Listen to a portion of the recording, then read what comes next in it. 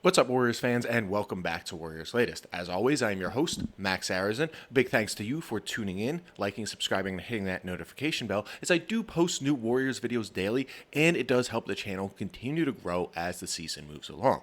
And also a huge shout out to Kalshi for sponsoring today's video, because the playoffs are here and it's the most electric time in basketball. On Kalshi, you could trade on every single playoff game, every single series, the conference finals, as well as the NBA championship. Now, if you download the app today and use promo code FANARCHBASKETBALL, you could score $10 when you trade your first 10. For me personally, I've had a lot of fun going with and against the grain, not only with my predictions on the market with certain games, but also with predictions on other sports such as the MLB, the NFL, as well as political moves. And I'm looking forward to when they have these off-season move predictions once the NBA season is over, now that the NBA draft lottery has occurred, because so much is going on, so much can happen, and it's exciting to see if your prediction is right. So again, download the app today and use promo code FANARCHBASKETBALL to score $10 when you trade your first 10. Now, one prediction I constantly make that people think I'm totally wrong on is the fact that I believe that Steph Curry is going to get traded this offseason. Now, that has had a lot of blowback because Warriors fans do want to see him finish his career in the Bay Area, and I do get that. I love Steph, you guys love Steph, but the fact remains this team is not a championship contender. They are barely a playoff contender, and something needs to be done in order to change things. And one of those things that needs to be done is you got to bite that bullet and really just move on from where you're at and trade Steph. And from what we heard the other day regarding Steph and him not wanting to finish his career playing for a lottery team like Kobe did, I think that is very telling based off of what the Warriors do in the offseason. Now, say, since they have the 11th pick, they can't really get a future star at that pick. Maybe they get a Dave Mara, who can be a force in the middle, but is still a project nonetheless, and he isn't really going to change or move the needle that much when it comes to the Warriors' aspirations. Now, maybe come mid-July or maybe after the draft and nothing, and if no movement really happens, maybe Steph does request a trade because, you know what, he doesn't want to be a part of a rebuild. Yes, he does want to stay in the Bay. He does love us Warriors fans, but he's also got a career. He only has 3 to 4 years left, and he wants to make sure those 3 to 4 years are maximized with a championship contender. Now, is it going to suck to see him go? Yes, it is. But at least the Warriors are going to get a significant trade package in exchange for him because, again, he is a very large expiring contract at like $60+ million a year, and he's still playing at a high level. And as I've mentioned before, I believe the Rockets will offer a premium price in exchange for Steph because of the scoring opportunity that he presents next to Kevin Durant. Will it likely cost multiple draft picks? Yes. Will it cost Fred VanVleet along with Alperen Sengun? Yes, but they have the assets to really cover the loss of VanVleet as well as Alperen Sengun. So I'm fairly certain that this is a major sign that if the Warriors don't do something quickly and that something that he approves of, he will request that trade, and the Warriors will be forced to go into a full rebuild, even though they did re-sign Steve Kerr to that 2-year deal. Now, it remains to be seen whether he will adjust his offense. I don't think he will, but you know what? Maybe he'll be able to put something together with a competitive team that isn't aiming for an NBA championship, but is aiming to be a playoff contender on a continuous basis. Now, while also hearing that, the one thing I've also found interesting was the Warriors' overall talks of an extension with Steph this summer. Because, yes, he is on an expiring deal. Yes, they do want to keep him around long term, but does he want to stay with the Warriors long term? I think he does, but there needs to be a plan. And again, it's hard to come up with a plan when you don't have a lot of pieces to work with. Again, I've said this over and over. Jimmy, Draymond, and Steph take up over 80% of the cap space. That leaves the Warriors with less than 20% to make moves and add additional players that can add real value to this team.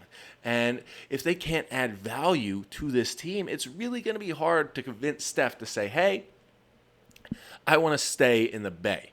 And that's why I think, again, that he is going to go after a trade later in the summer based off of his previous comments about not wanting to finish his career in a similar fashion as Kobe Bryant, God rest his soul. But again, the talks of the extension seem like a lot of hot air, but unless they have an actual plan, it's not worth even thinking about, because Steph, he'll play this year out on an expiring deal if he wants to, because he's at that point of his career. He's looking to win. He's made his money, but he's looking to win, and he's got his post-career lifestyle set. And when you have that set, you're just looking to win. And the Warriors are not in a position to win anytime soon. Again, Moses Moody is out for the majority of next season. Jimmy Butler is out for the majority of next season. Draymond is not the defender he used to be. He is the facilitator, but definitely not the defender anymore. And they have to learn, the team has to learn to adjust to teams like the San Antonio Spurs and the Oklahoma City Thunder, who, mind you, just swept their second round series against the Lakers after sweeping I believe it was the Phoenix Suns in that first round series. So they've got a lot of competition if they want to win an NBA championship. And the way the team is constructed now, they're not even remotely close to where they need to be, which all signs point, again, to trading Steph, trading Jimmy, and maybe trading Draymond as well. Now, if I was going to trade, on that idea, I would definitely use Kalshi, because on Kalshi you could trade on anything and everything, including politics, any sports, off-season moves, and things of that sort. Now, with Kalshi, there's a lot going on specifically because it is the NBA playoffs. And the one thing I like to do is look at each individual game as well as the NBA championship. Now, specifically with the NBA championship, I still like the San Antonio Spurs to win it all. Now, looking at them right now after they tied up the series, they are trading still at a 19% probability to win it all. Now, when they trade at 19%, that gives you a total payout of, 19%. Hold on. That gives you a total payout, a total payout of $498 when you trade on a $100 prediction. Now, that's a pretty good deal, especially with Victor Wembanyama trading or coming back this game against the the Wolves. So I definitely would trade on that. Now, for tonight's game against the Wolves, I still have to go with San Antonio right now, because you know what? The way they've been playing lately has just been unbelievable. Victor Wembanyama has been that guy, and even though they're trading at a 6% probability to win tonight's game, I still like them. Again, if you pick San Antonio to win tonight's game on a $100 trade, it does net you $128 back. So again, don't forget to download the app today and use promo code FANARCHBASKETBALL to score $10 when you trade your first 10. Because on Kalshi, you're trading on a live market against your peers, meaning there is no house. And as the probability changes, you can buy in and out of your position at any time. Again, for a limited time only, you can download the app today and use promo code FANARCHBASKETBALL to score $10 when you trade your first 10. Again, that's Kalshi, Kalshi. Trade on anything. Now, if I was to make a trade on an off-season move that isn't going to happen for the Warriors, however, it is that the Warriors had nothing going for them when it comes to a potential Giannis trade. They are a good team, I'm not going to lie, but they don't have the prospects anymore after trading Jonathan Kuminga. They don't have the draft picks after landing outside the top 10, and it's just, right now, it's a pipe dream. Yes, they can offer not 11, but the 11th pick and 4 additional first-round picks. But then you're just sacrificing your future on a hope and a dream, because Giannis and Steph will not beat this Oklahoma City team. As good as they may be together, this Oklahoma City team is a juggernaut, and only a young team like the Spurs can really keep up with them, or even like the Knicks. Like, they went 0-4 this season against Oklahoma City, and none of them were good losses. Like, they were all tough, bad losses. And when you have stuff like that, It's not worth sacrificing your future on a pipe dream like Giannis, especially when there's going to be so many other teams going after Giannis at the same time. So it's just put it out of your mind. Giannis is a pipe dream, and it's definitely not going to happen, even though they will try and make an attempt for him.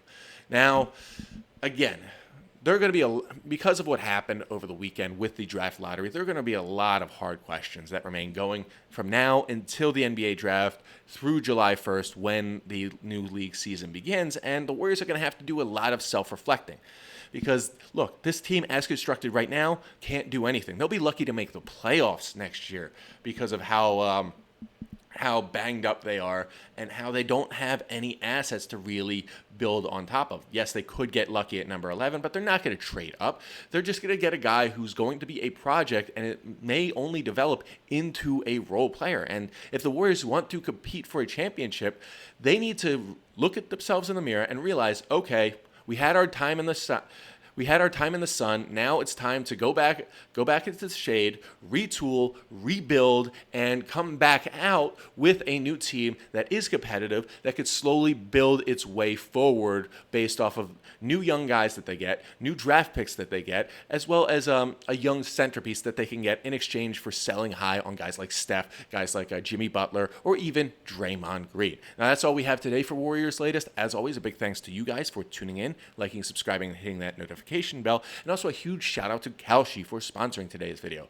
And don't forget, download the app today and use promo code FANARCHBASKETBALL to score $10 when you trade your first 10 on Kalshi. And if you have any thoughts on like other things the Warriors should do to get better based off of like you hearing, okay, Steph doesn't want to end his career the same way Kobe did, feel free to comment below, as I love hearing your ideas. And as always, go Dubs.